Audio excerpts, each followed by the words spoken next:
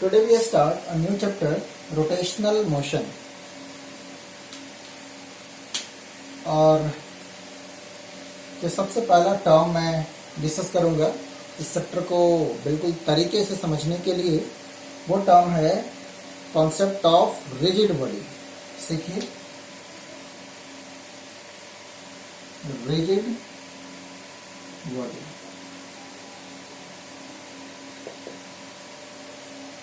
यहाँ बॉडी का मतलब है ग्रुप ऑफ पार्टिकल्स. एक एग्जांपल लेता हूं.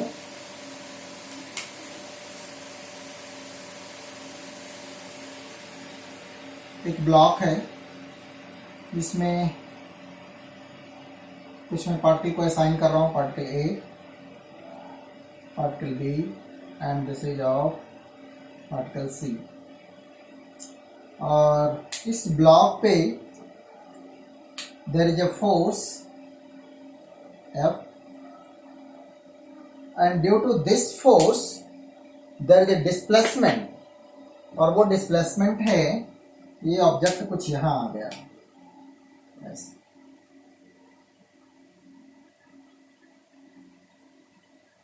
और हमने क्या ऑब्जर्व किया वो थोड़ा देखना. A, this is B and this is C. हमारा कंसिडरेशन है कि इनके बीच का जो सेपरेशन है वो है 1 centimetre for example, and this is also 1 centimetre. एक फोर्स अप्लाई किया गया and due to this force there is a displacement, but under this force object में जो डिस्प्लेसमेंट प्रोड्यूस हुई है, देखा जाए तो ड्यूरिंग दिस डिस्प्लेसमेंट और ड्यूरिंग दिस फोर्स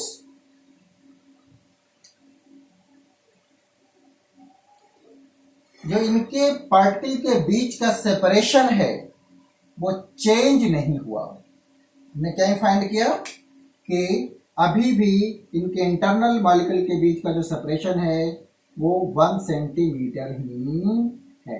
अभी भी ये 1 सेंटीमीटर है. तो आप ऐसे समझें कि अगर किसी ऑब्जेक्ट पे फोर्स लग रहा है and due to that force object में जो भी डिस्प्लेसमेंट हो रही हो, बट उनके जो इंटरनल मॉलिक्यूल हैं, एक there are number of particle, इससे बॉडी बना, तो इनके जो मॉलिक्यूल हैं इनके बीच का separation due to force change नहीं हो, तो ऐसे ऑब्जेक्ट को रिजिड बॉडी बोलते हैं. देखिए रहेगा एग्जांपल से. ये मेरे पास स्केच पेन है. मैं अगर इसमें दो पार्टिकल को असाइन करता हूं लाइक दिस, पार्टिकल 1 कुछ दिख रहा होगा एंड दिस इज पार्टिकल 2, ए और बी कुछ नाम देते हैं.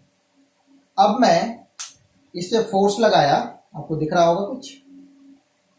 फोर्स लगाने से इनके बीच का सेपरेशन चेंज नहीं हुआ, तो हम क्या बोलेंगे कि जो स्केच पेन है due under consideration of this force एक रिजिड बॉडी है.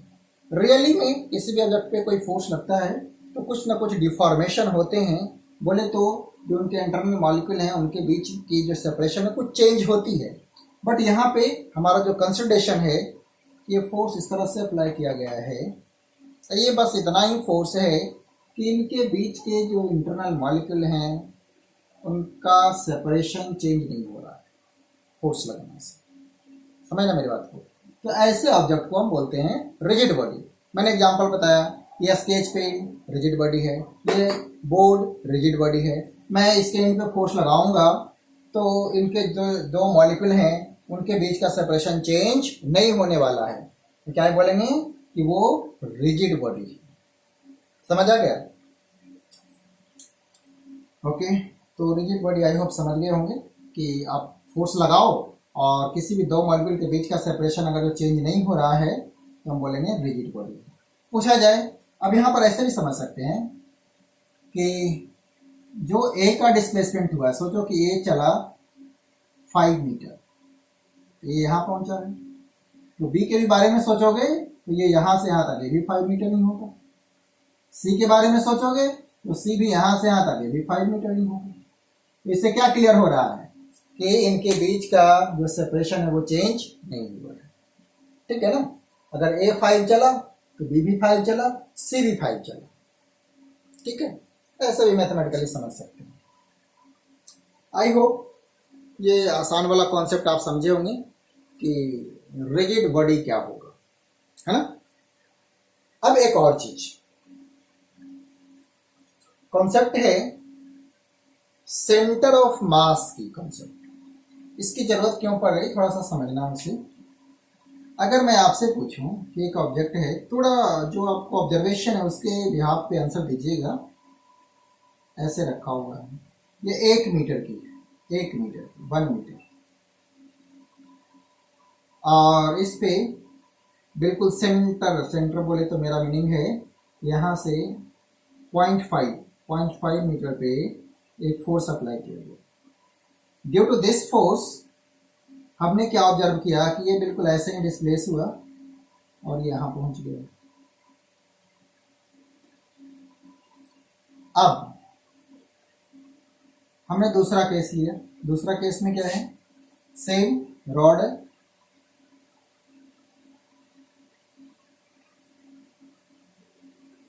ठीक है, 1 मीटर लेंथ की है।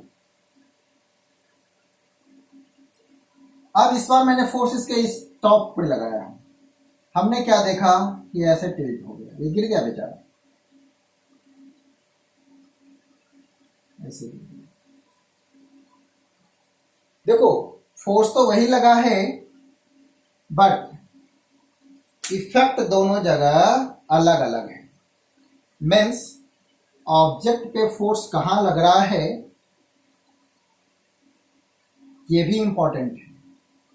Means due to that force object में कैसा डिस्प्लेसमेंट होगा, कैसा मोशन परफॉर्म होगा, ये इस बात पर डिपेंड करेगा कि किस पोजीशन पे फोर्स लग रहा है। यहाँ बिल्कुल मैं मिडिल में लगाया तो कोई इफेक्ट कुछ और रहा, बिल्कुल सीधे सीधे चल दिया।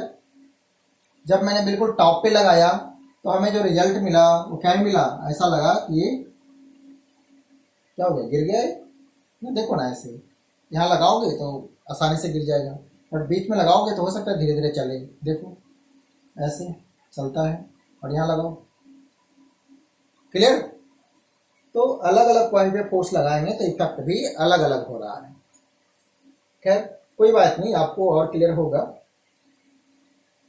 अब हम लोग बात कर रहे हैं एक और कॉन्सेप्ट का जिससे इसके बारे में क्लियरिटी आए। ठीक है, तो वो कॉन्सेप्ट है सेंटर ऑफ मास। कुछ कुछ आपको समझ आ रहा होगा कि मैं क्या बताना चाह रहा हूँ। फोर्स कहाँ लगेगा इसका भी एक इम्पोर्टेंस है। आपने देखे भी रिजल्ट, पहला चीज कि रिजिड बॉडी क्या होगा, और अभी जो कुछ भी पढ़ने जा रहा हूँ वो रिजिड बॉडी के ही बारे में पढ़ूंगा। मैंने जो ऑब्जेक्ट लूंगा जिस पे फोर्स लगाऊंगा वो कुछ नहीं कहा हुआ है तो वो रिजिड बॉडी। क्लियर, ठीक है।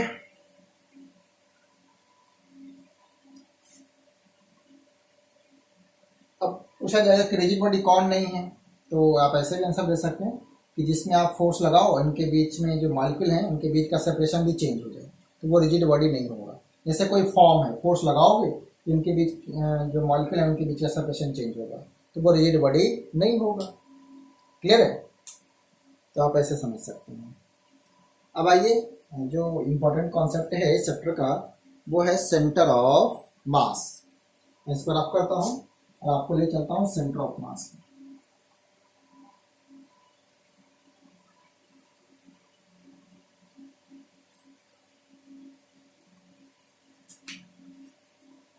आप सोच रहे होंगे सर इस वर्ड का तो कुछ अभी बताया ही नहीं, उसे सीखने के लिए कुछ चीज़ें जरूरी है, पहले मैं वो बता रहा हूँ।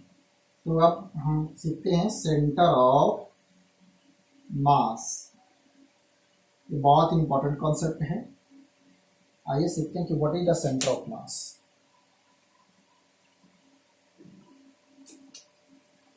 जैसे मैंने 1 मीटर की रॉड ली है और आपसे क्वेश्चन किया जा रहा है इसकी जो लेंथ है ना, इट इज ऑफ 1 मीटर। और आपसे क्वेश्चन है A point B, this is O centre. मैं आपसे ये पूछ रहा हूं कि किस पॉइंट पे, किस पोजीशन पे मैं इसे सपोर्ट दूं एक ही पॉइंट पे कि ये रॉड बिल्कुल बैलेंस कंडीशन में, बैलेंस बोले तो ये टिल्ट नहीं हो, मैं ऐसा रखना चाहता हूं। ठीक है, तो मुझे फाइंड करना है कि मैं ये जो उंगली का सपोर्ट दे रहा हूं वो कहां पे दूं, इस एंड पे दूं या इस एंड पे दूं, थोड़ा सोच के बताना। मैं चाहता हूं कि बिल्कुल ये रॉड है, यही रॉड 1 मीटर की बैलेंस रहेगी, तो मैं उंगली कहाँ लगाऊं, यहाँ लगाऊं? नहीं, इसको छोड़ेंगे तो गिर जाएगा। यहाँ भी लगाएंगे तो देखो गिर जा रहा है। लेकिन कुछ हमें सर्च करते हुए पॉइंट मिल गया जहाँ पे बिल्कुल बैलेंस है। अब ये ऐसी क्या बात है इस पॉइंट में, इस पोजीशन में, जहाँ पे आप सपोर्ट लगाते हैं तो बिल्कुल बैलेंस्ड है।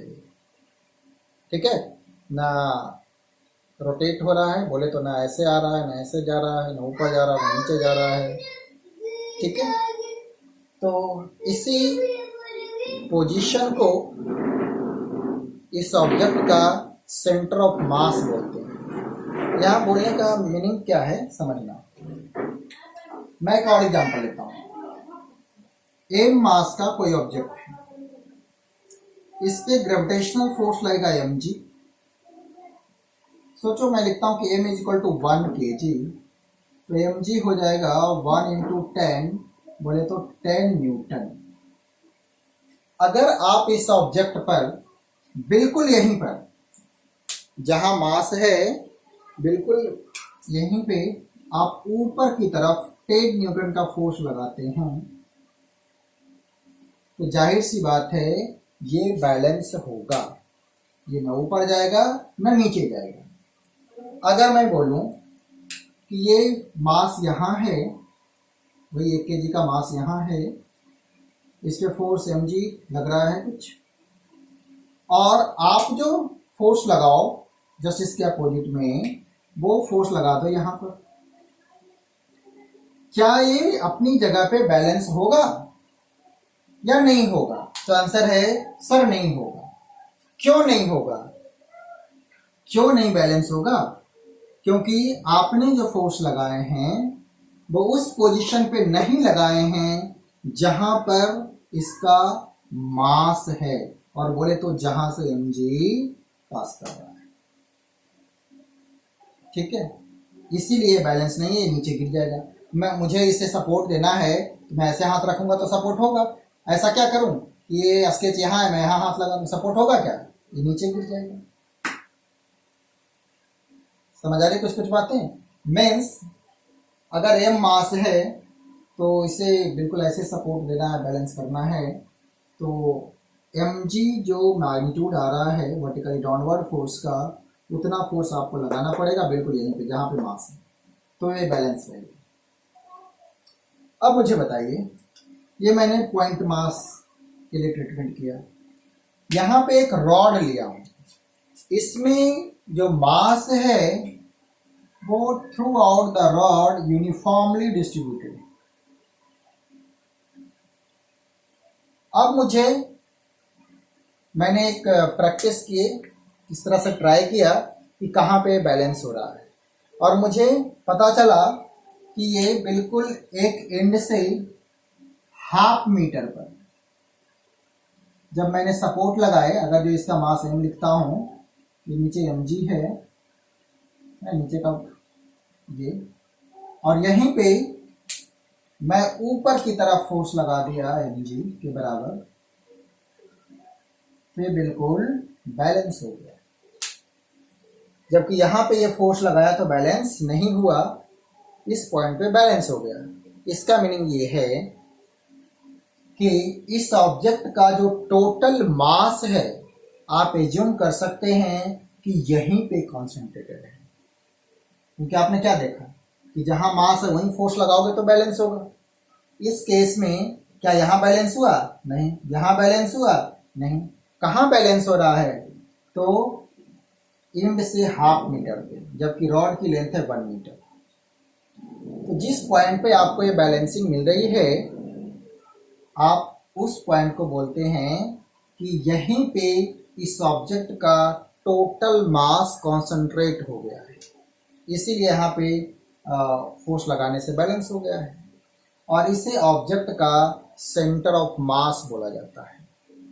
तो समझे, इसे ऑब्जेक्ट को क्या बोलते हैं, सेंटर ऑफ मास। जैसे एक और एग्जांपल लेता हूँ, ये तो लीनियर हो गया, ये कुछ प्लेनर है, मेरे पास एक कॉपी है। अगर मैं इस पे यहाँ फोर्स लगाऊं, ऐसे सपोर्ट दूं, गिर जाएगा, ऐसे करूं फिर भी गिर जाएगा। कुछ ट्राई करते करते करते करते करते करते करते मुझे एक पोजीशन मिली जहाँ पे ये बिल्कुल बैलेंस हो गया। इसका मतलब इस कॉपी का जो टोटल मास है वो कहीं यहाँ पे कॉन्सेंट्रेटेड है, यानी कि यहाँ पे टोटल मास कॉन्सेंट्रेटेड होगा तो mg यहीं से नीचे जाएगा, और मैंने यहीं पे ऊपर की तरफ फोर्स लगा दिया, देखो ये, तो ये बैलेंस हो गया। मीन्स इस ऑब्जेक्ट का ये सेंटर ऑफ मास है। ठीक है, तो कुछ कुछ समझ आया होगा कि व्हाट इज सेंटर ऑफ मास। अब जो ज्योमेट्रिकल ऑब्जेक्ट हैं, जो रेगुलर शेप का है, जैसे रेक्टेंगल हो गया, एक यूनिफॉर्म रॉड हो गया, इन सब का जो सेंटर ऑफ मास है वो ज्योमेट्रिकल सेंटर पे होता है। बोले तो जैसे रॉड है, इसकी लेंथ 1 मीटर है, इसका ज्योमेट्रिकल सेंटर होगा हाफ मीटर किसी एंड से, तो हाफ मीटर पर बोलेंगे कि इसका सेंटर ऑफ मास होगा। और देखने को भी मिल रहा है प्रैक्टिस में, ये रेक्टेंगल है तो जो इसके डायगोनल के इंटरसेक्शन होंगे उस पे सेंटर ऑफ मास होता है, देखने को भी मिल रहा है। ठीक है ना, तो ये तो आसान हो जाती है अगर ज्योमेट्रिकल शेप का ऑब्जेक्ट है, रेगुलर शेप का ऑब्जेक्ट है तो। बट कोई इरेगुलर शेप का ऑब्जेक्ट हो तो वैसे सिचुएशन में हम कैसे फाइंड करें, इसके लिए कुछ मैथमेटिकल फार्मूले भी हैं। ठीक है, तो एक एक करके हम लोग सीखते हैं।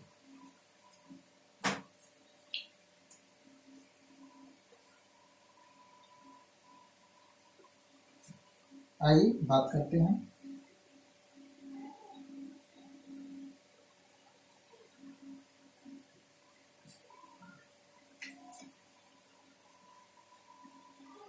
ज्योमेट्रिकल ऑब्जेक्ट और सेंटर ऑफ मास। जैसे मैं पहला नाम लेता हूं, यूनिफॉर्म रॉड। अगर इसका लेंथ L है तो इसका जो सेंटर ऑफ मास होगा वो होगा, बोले तो L/2। It is the centre of मास। जो मैंने पॉइंट असाइन किया हूं, it is the centre of mass of this rod जिसका लेंथ L है, एंड से हाफ लेंथ पे। ऐसा ही कोई और दूसरा शेप लेता हूं, जैसे मैंने लिया एक रेक्टेंगल, कोई प्लेनर ऑब्जेक्ट है, रेक्टेंगल है, तो इसका जो सेंटर ऑफ मास होगा वो डायगोनल के इंटरसेक्शन पे होता है। इसका डायगोनल है कुछ ऐसे, जहां कट कर रहे हैं। ठीक है, मैं आराम से बना रहा हूँ। ये इसका सेंटर ऑफ मास है, यहीं पे इसका टोटल मास कॉन्सेंट्रेटेड होगा। स्क्वायर,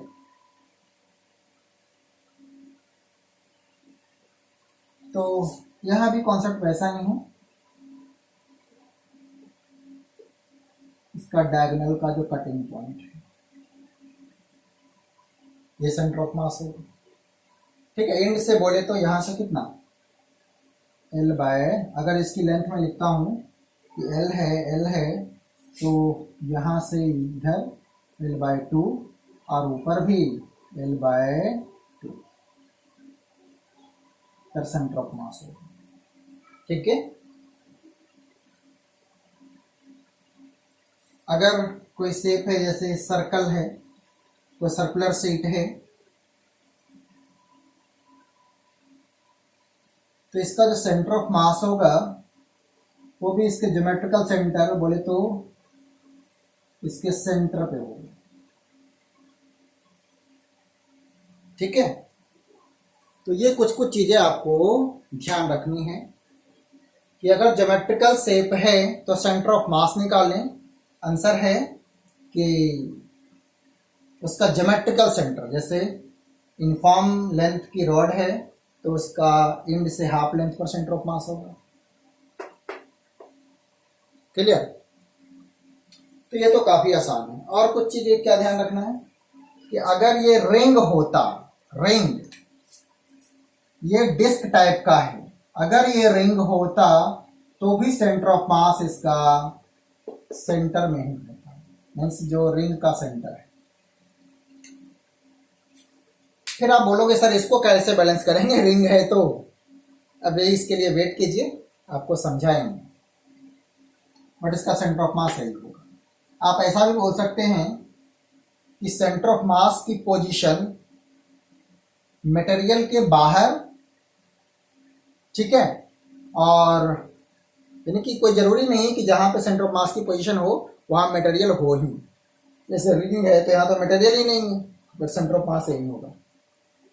डिस्क में तो बात समझ आती है, ये भी आपको थोड़े टाइम में समझ आ जाएगा। ओके, तो हमने कुछ ज्योमेट्रिकल शेप के सेंटर ऑफ मास की बातें की, बट अगर जो ज्योमेट्रिकल शेप नहीं है, ठीक है, या कुछ कॉम्प्लिकेटेड केस हो जाता है, तो वैसे सिचुएशन में हमारे पास कुछ फार्मूले भी अवेलेबल हैं। तो आइए हम उस फार्मूले की भी बात करेंगे। सेंटर ऑफ मास बोले तो ऑब्जेक्ट में एक लोकेशन है, एक पोजीशन है, जहां पे हम लोग एज्यूम करेंगे कि ऑब्जेक्ट का टोटल मास कॉन्सेंट्रेटेड है। इट इज द पोजीशन और location in the object where it is being assumed that total mass of the object is being concentrated. ठीक है, तो आइए कुछ और चीजें डिस्कस करते हैं।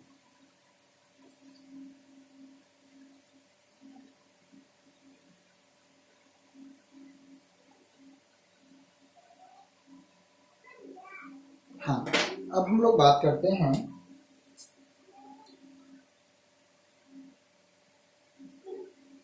एक जनरल केस की। मैं एक्स वाई प्लेन लिया हूं, एक्स वाई प्लेन में कोई इस तरह से डिस्क्रीट मास है। एक मास यहाँ पे है m1, ठीक है, कुछ यहाँ पे है इट इज m2, कुछ यहाँ पे है इट इज m3, ठीक है। और हमें अब बताना है कि ये कंबाइंड एक बॉडी है जिसमें जो होल जो मैक्सिमम मास है कुछ यहाँ कॉन्सेंट्रेटेड है, कुछ मास यहाँ है, कुछ यहाँ। हाइपोथेटिकली एज्यूम कर रहे हैं कि इनके बीच में और कोई मास नहीं है, इनके बीच में कोई और मास नहीं, इनके बीच में कोई और मास नहीं है, ठीक है, कुछ ऐसा एक ऑब्जेक्ट है। अब बताना है कि ऐसी सिचुएशन में सोचो, इनको मैं आप और ऐसे सोचो, एक बिल्कुल लाइट रॉड या से कनेक्ट कर दिया गया है जहां कि इसका मास निग्लिजिबल है। मैथमेटिकली मैं ज्यूम कर रहा हूं कि इसका कोई मास नहीं है जो रॉड है इनके बीच में, सिर्फ मास यहाँ है, यहाँ है और यहाँ है। अब आपसे पूछा जाए कि इस बॉडी का सेंटर ऑफ मास कहाँ होगा, तो आइए मैं इसके लिए फार्मूला की बात करता हूं। इस m1 का जो पोजीशन वेक्टर है, पोजीशन वेक्टर मींस ओरिजिन से ज्वाइन करने वाला, this is the position vector, इसका नाम दिया r1। और इसका जो पोजीशन वेक्टर है लाइक r2, और m3 का जो पोजीशन वेक्टर है वो है r3, ठीक है। तो ऐसी सिचुएशन में आपको 3 डिस्क्रीट पार्टिकल गिवन है, m1, m2 और m3। इन सबका पोजीशन वेक्टर भी गिवन है, r1, r2 और r3। अब आप बताइए कि इसके बिहाफ पे इनके सेंटर ऑफ मास की पोजीशन वेक्टर क्या होगी। तो इसके लिए डेरिवेशन भी है, बट अभी मैं आपको रेडीमेड फार्मूला पे ले जाऊंगा, फिर डेरिवेशन भी कराऊंगा। ठीक है, कॉन्सेप्ट सीखना कि हमें इनका सेंटर ऑफ मास चूज करना है, बिल्कुल वैसे ही जैसे हमने इसके लिए चूज किया था। क्लियर? तो आइए मैं फार्मूला पे आपको ले चलता हूँ।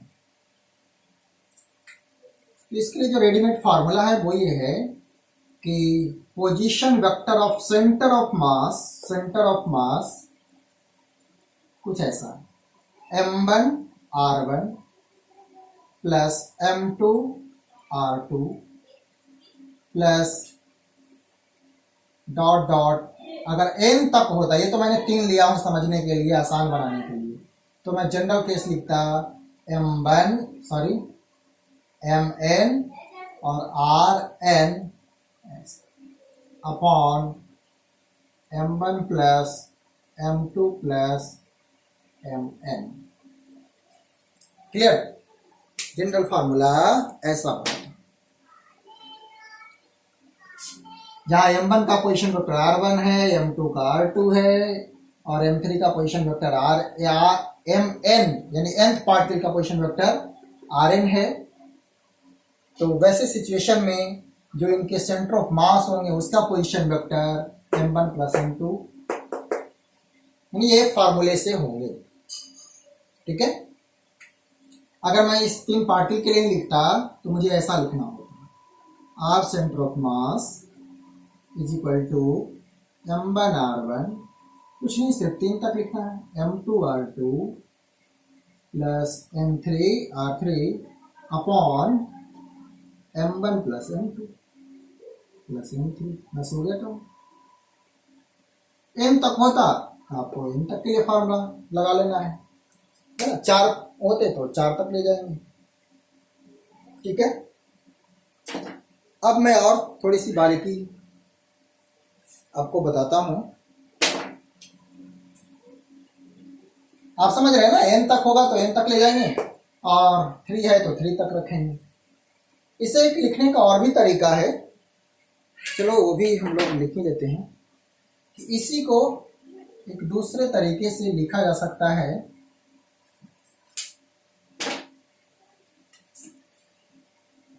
समेशन ऑफ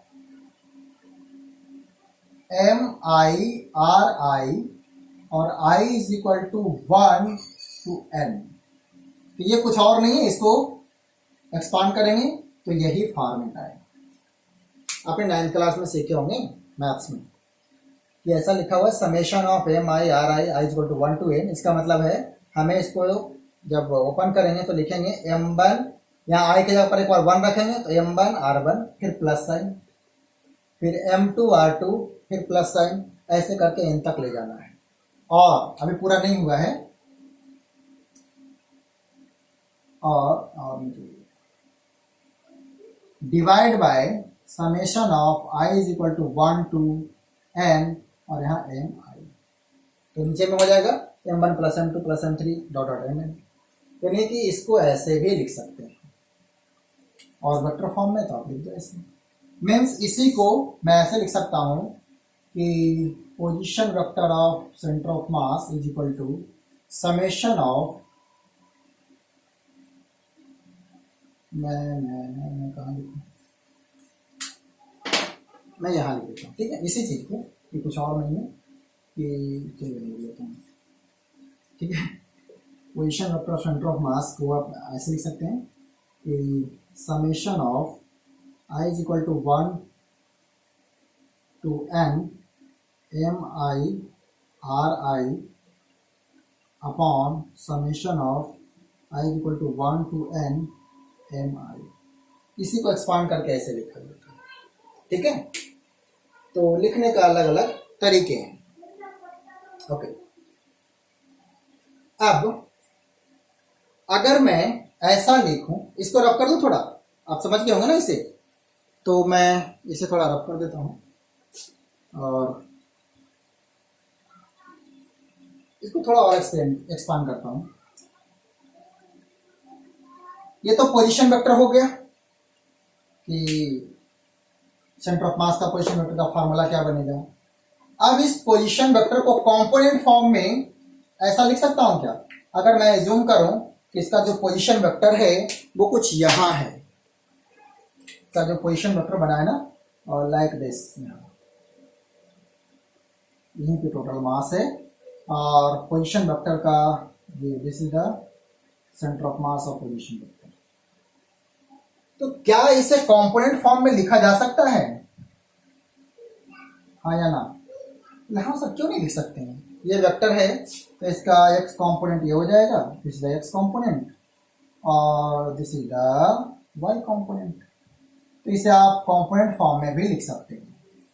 तो मैं लिखता हूँ r सेंटर ऑफ मास को मैं लिखता हूँ ऐसे, x कंपोनेंट को मैं x लिखता हूँ, तो क्या लिखूंगा, x किसका, सेंटर ऑफ मास और i cap plus y centre of मास और j cap.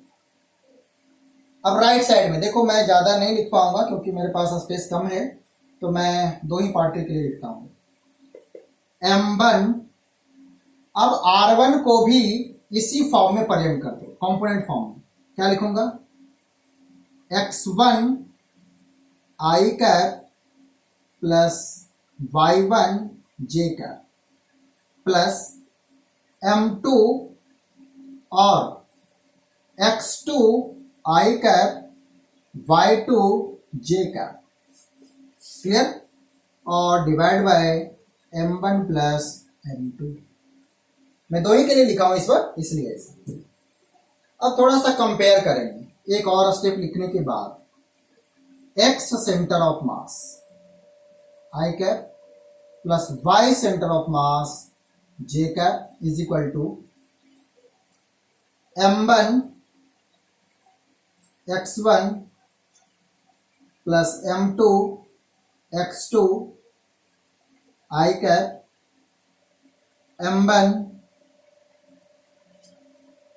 y1 m2 y2 और j cap upon m1 plus m2। Clear? मैं आपसे इजाजत चाहूंगा एक लाइन और लिखने की, कंपेयर करके अब लिखूंगा। यहां पे आई, यहां भी आई, कंपेयर करो। जब कंपेयर करोगे तो मैं लिख सकता हूं कि x ऑफ सेंटर ऑफ मास यानी x coordinate of centre of mass, centre of मास का बोले x कंपोनेंट या x कोऑर्डिनेट, x कोऑर्डिनेट क्या होगा, तो आंसर है, कंपेयर करो यहां से, फार्मूला हो गया m1 x1 plus m2 x2 upon m1 plus m2। इसी को n तक ले जा सकते थे। इन द सेम वे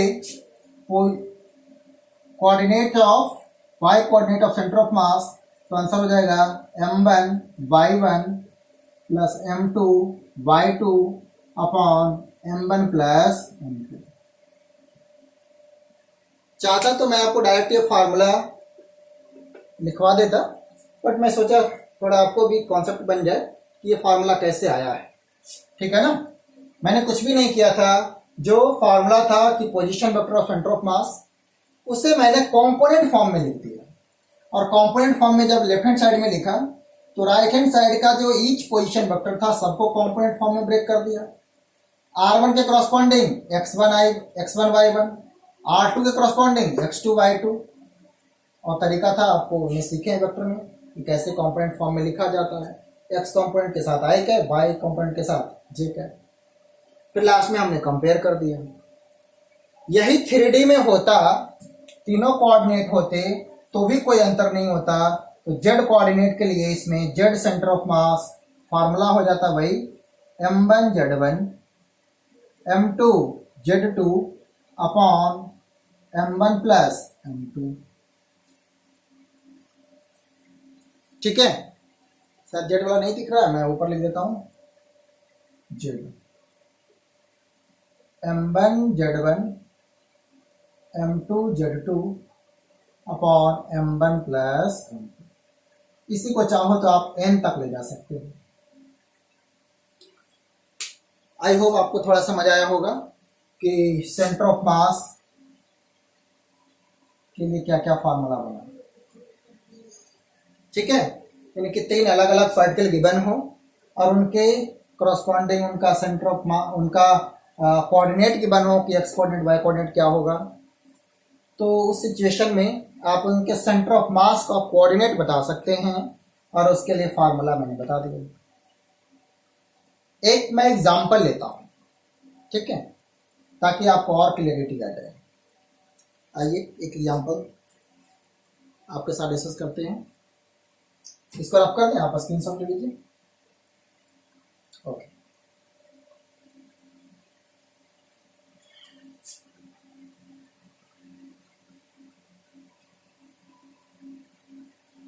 फॉर्मूला भी याद रखना आसान है, कोई ज्यादा डिफिकल्ट वाली बात नहीं है। आपके पास जो फार्मूला भी अवेलेबल हुआ वो एक्स सेंटर ऑफ मास के लिए m1x1 plus m2x2 upon m1 plus m2, y centre of mass m1y1 m2y2 upon m1 plus m2, z centre of mass m1z1 m2z2 upon m1 plus m2। ये फार्मूले हो गए, ठीक है ना। और एक जो ओरिजिनल वाला लिखा है तो वही है, position vector of centre of मास, जो m1r1 m2r2 अपॉन में m1 प्लस m2, ये लिखा आया था ना। चलिए अब इस पे मैं आपको पहले न्यूमेरिकल कुछ बताता हूँ।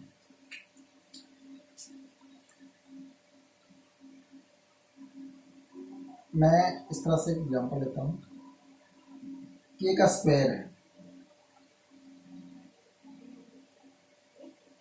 जो आप बिल्कुल गेस कर सकते हैं, उसी को मैं मैथमेटिकली पहले बताता हूँ। और इसका साइड लेंथ है 1 मीटर।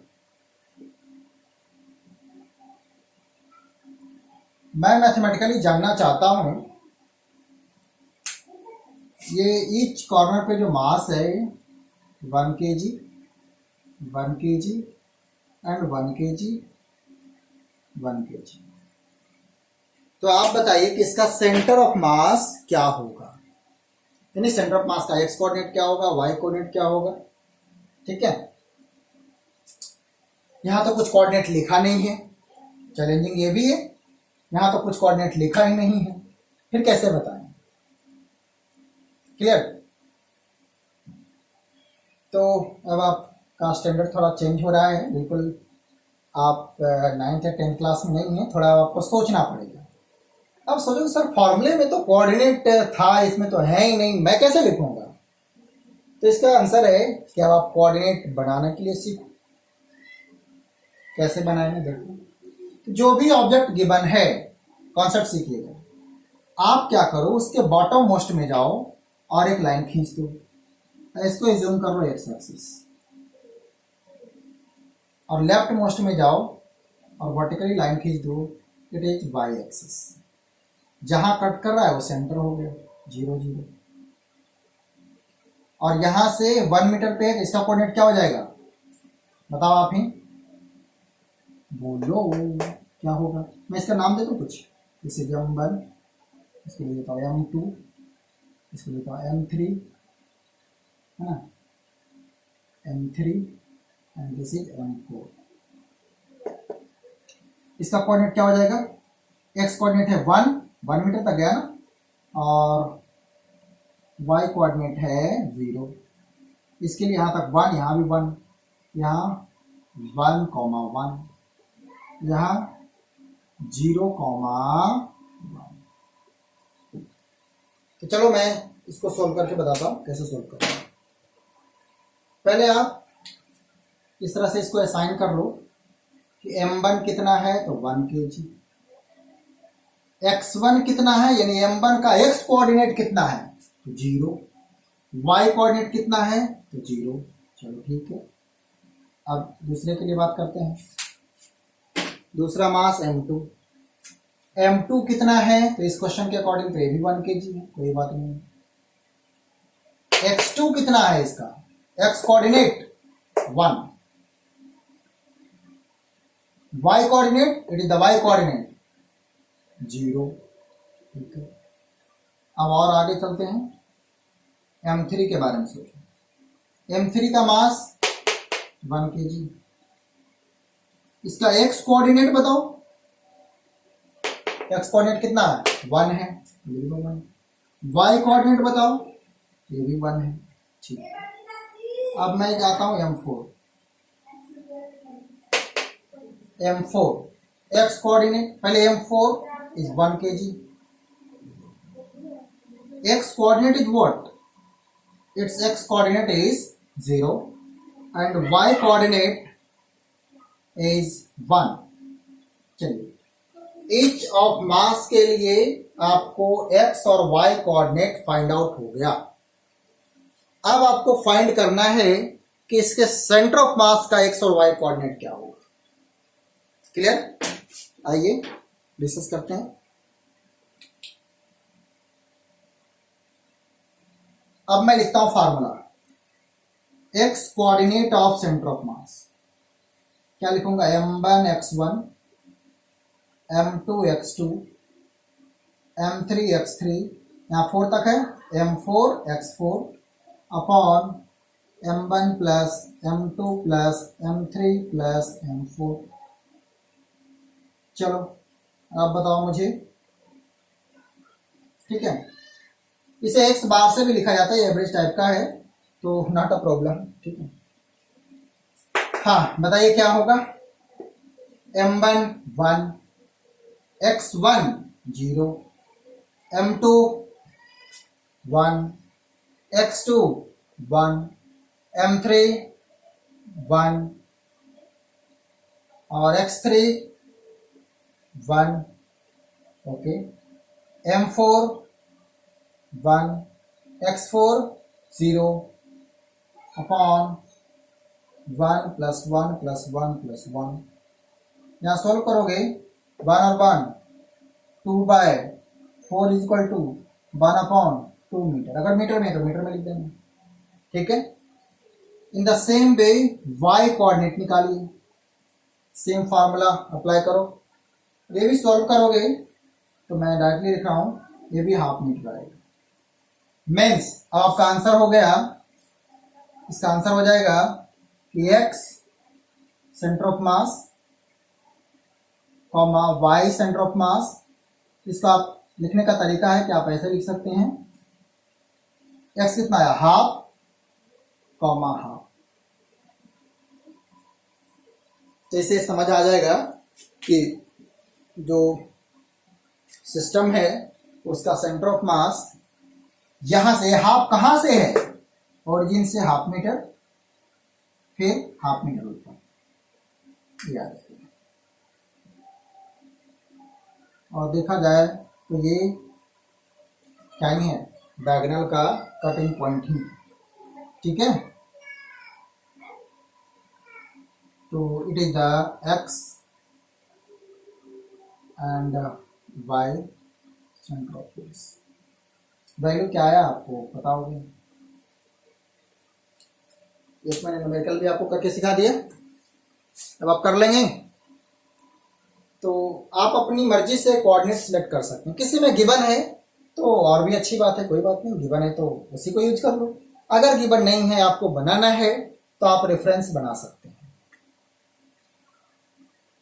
हो सकता है कोई कोऑर्डिनेट एक्सिस कुछ और दूर से ले, कोई फर्क नहीं पड़ता, जो रिजल्ट होगा वो सेम ही होगा।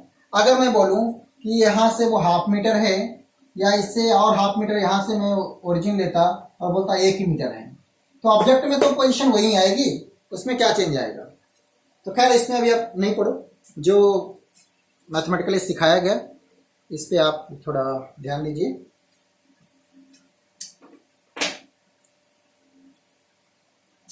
आइए एक और न्यूमेरिकल करते हैं।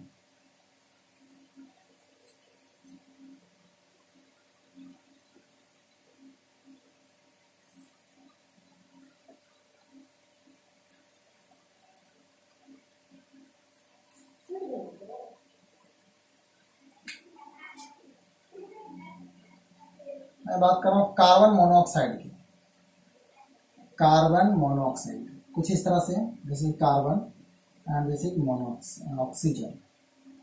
तो carbon molecule, this is oxygen molecule. ठीक है, इनके बीच की अपनी कुछ सेपरेशन है, उसको मैं लिख देता हूँ, दिस इज ऑफ 1 नैनोमीटर।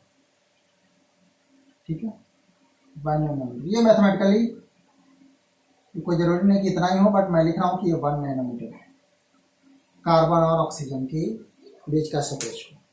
तो बताइए इसका सेंटर ऑफ मास कहाँ होगा। आपको पता होना चाहिए कि इसका जो मास होगा, mass of carbon, it is of कितना रखूँ, 12 ग्राम। और इसका जो मास होगा, मास ऑफ ऑक्सीजन, इसको मैं लिखता हूँ 16 ग्राम। चाहो तो इसको M1 M2 लिख लो, है ना, this is M1 and this is M2। अब बताइए इसका सेंटर ऑफ मास कहाँ होगा। आपकी मर्जी ओरिजिन कहाँ लेना है। मैं लेफ्ट हैंड साइड में लेने के लिए बताया था, तो यही ओरिजिन ले लो।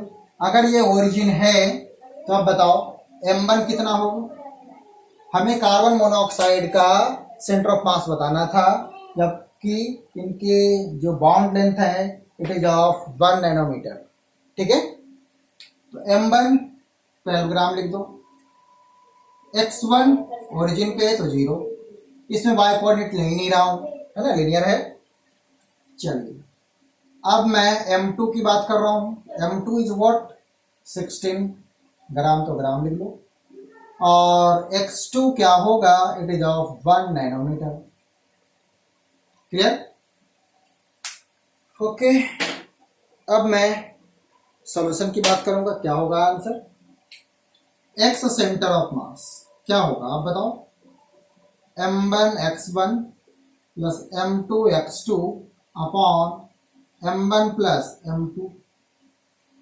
M1 is what, M1 is 12, X1 is what, 0, M2 16 into 1 nanometre, जो भी हो, upon M1 plus M2 12 plus 16। ठीक है, जो भी हो, यूनिट तो फिनिश में जाएंगे। तो 16 बाय 18 28, ठीक है, और नैनोमीटर। कहाँ से, तो कार्बन से, फ्रॉम कार्बन। इसको सॉल्व कर लो।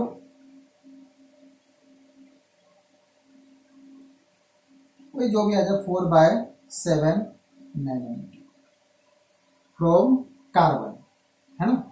एक सेंटर ऑफ मास हो गया 4/7 nanometre from carbon,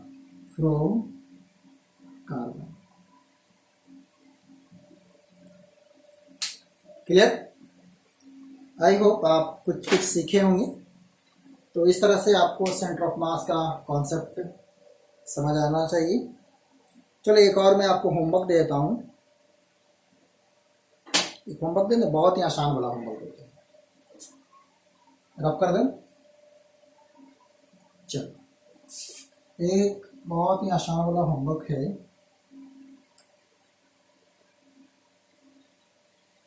An equilateral triangle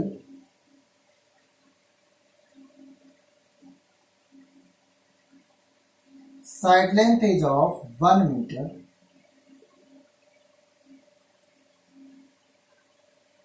and each vertex having 1 kg, 1 kg and 1 kg. Find center of mass. आप इसका सेंटर ऑफ मास बताइए, ठीक है।